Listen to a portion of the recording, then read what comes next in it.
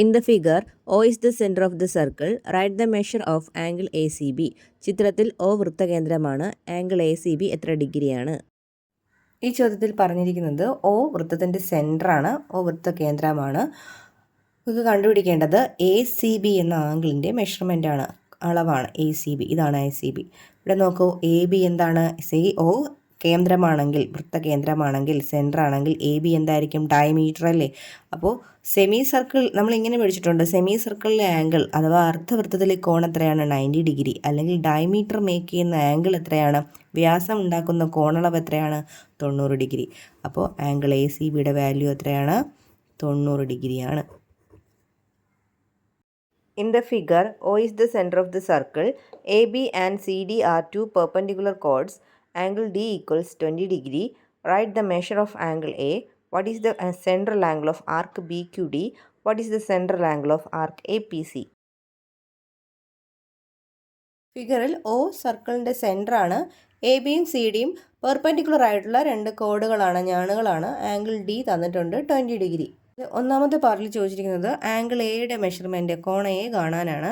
ഇവിടെ നമുക്ക് നോക്കിയാൽ ഇവിടെ 20 ഡിഗ്രി 90 ഡിഗ്രി. ആംഗിൾ എ കാണാൻ എന്ത് ചെയ്താൽ മതി? 20 90 കൂട്ടിയതിന് ശേഷം 180ൽ നിന്ന് മൈനസ് ചെയ്യുക. That is 180 minus 90 plus 20 equals 180 minus 110 equals എത്രയാണ്? 70 ഡിഗ്രി. ഇനി ബി പാർട്ടിൽ ചോദിച്ചിരിക്കുന്നത് BQD എന്ന് പറയുന്ന ആർക്കിൻ്റെ സെൻട്രൽ ആംഗിൾ, BQD എന്ന് പറയുന്ന ചാപം, ഇതാണ് BQD എന്ന് പറയുന്ന ചാപം, അതിൻ്റെ സെൻട്രൽ ആംഗിളാണ് കാണേണ്ടത്. അപ്പോൾ ബിയും ഡിയും എൻഡ് പോയിൻ്റായി എടുത്തതിന് ശേഷം ഇതാണ് നമുക്ക് ഈ സെൻട്രൽ ആംഗിളാണ് നമുക്ക് കാണേണ്ടത് അല്ലേ? അപ്പോൾ ഇതിന് ഓപ്പോസിറ്റ് ആർക്ക് ഏതാണ്? അതിന് എതിരെ വരുന്ന ചാപം ഏതാണ്? ഇത്. ആ ചാപത്തിലെ കോണളവുകളെല്ലാം എത്രയായിരിക്കും? ഇപ്പോൾ നമ്മൾ കണ്ടുപിടിച്ചല്ലോ, എത്രയാണ്? 70 ഡിഗ്രി ആയിരിക്കും അല്ലേ? അപ്പോൾ ഇത് 70 ആണെങ്കിൽ അതിന് ഓപ്പോസിറ്റ് ആർക്കിലുള്ള സെൻട്രൽ ആംഗിൾ എത്രയായിരിക്കും? 70ക്ക് ഇരട്ടിയായിരിക്കും, ഡബിൾ ആയിരിക്കും. അതായത് എത്രയാണ്? 70ക്ക് ആംഗിൾ BOD ഈക്വൽസ് 2 × 70. 2 × 70 എത്രയാണ്? 140 ഡിഗ്രി. ദറ്റ് ഈസ് ഇവിടെ എത്രയാണ്? 140. ഇവിടെ 70 ആണെങ്കിൽ അതിൻ്റെ ഇരട്ടിയായിരിക്കും ഇവിടെ കിട്ടുക. ഇനി നമുക്ക് സി പാർട്ട് ചോദിച്ചിരിക്കുന്നത് what is the central angle of arc APC.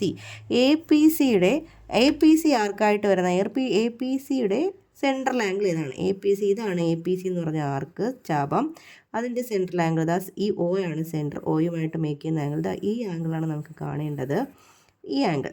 അപ്പോൾ APCയുടെ ഓപ്പോസിറ്റ് ആർക്ക് എന്ന് പറയുന്നത് ഇവിടെ മുതൽ തുടങ്ങി ഇവിടെ അവസാനിക്കുന്ന വലിയ ഒരു ആർക്ക്, വലിയൊരു ചാപം അല്ലേ?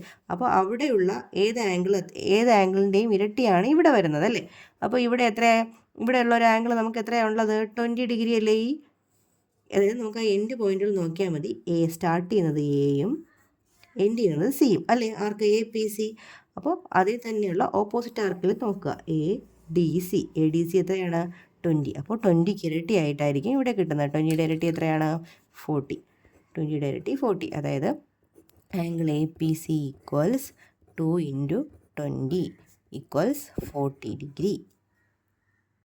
In the figure, area of the rectangle ABCD is 8 square centimeters and BC equals BP. What is the area of the shaded square?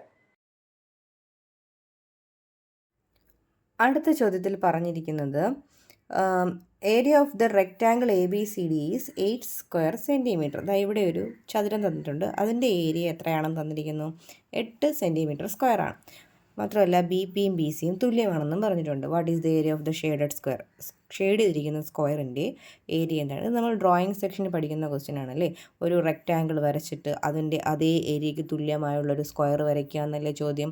ഒരു ചതുരം വരച്ചിട്ട് അതേ പരപ്പളവുള്ള എന്ത് വരയ്ക്കുക? ഒരു സമചതുരം വരയ്ക്കുക അല്ലേ? അപ്പോൾ ഇവിടെ എടുത്തിരിക്കുന്ന റെക്റ്റാങ്കിളിൻ്റെ ഏരിയ എന്താണോ അത് തന്നെയായിരിക്കും നമ്മളിവിടെ വരയ്ക്കുന്ന എന്താണ്? സ്ക്വയറിൻ്റെ ഏരിയ അല്ലേ? ചതുരത്തിൻ്റെ ഏരിയ എന്ത് തന്നെയായിരിക്കും? അത് തന്നെയായിരിക്കും സമചതുരത്തിൻ്റെ ഏരിയ.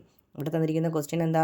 റെക്റ്റാങ്കിളിൻ്റെ ഏരിയ 8 സ്ക്വയർ സെൻറ്റിമീറ്റർ ആണെങ്കിൽ ഇവിടെ കിട്ടുന്ന സ്ക്വയറിൻ്റെ ഏരിയ എന്താണ്? 8 സ്ക്വയർ സെൻറ്റിമീറ്റർ. നമുക്ക് വരയ്ക്കാനുള്ള ക്വസ്റ്റ്യൻ എല്ലാം പ്രീവിയസ് ക്വസ്റ്റ്യൻസ് എല്ലാം ഒറ്റ വീഡിയോയിൽ നമുക്ക് ചെയ്യാം. 1-2 പാർട്ടായിട്ട് ചെയ്യാം. ഇതിലിപ്പോൾ നമുക്ക് പ്രൂഫുകളെല്ലാമാണ് ചെയ്തിരിക്കുന്നത്.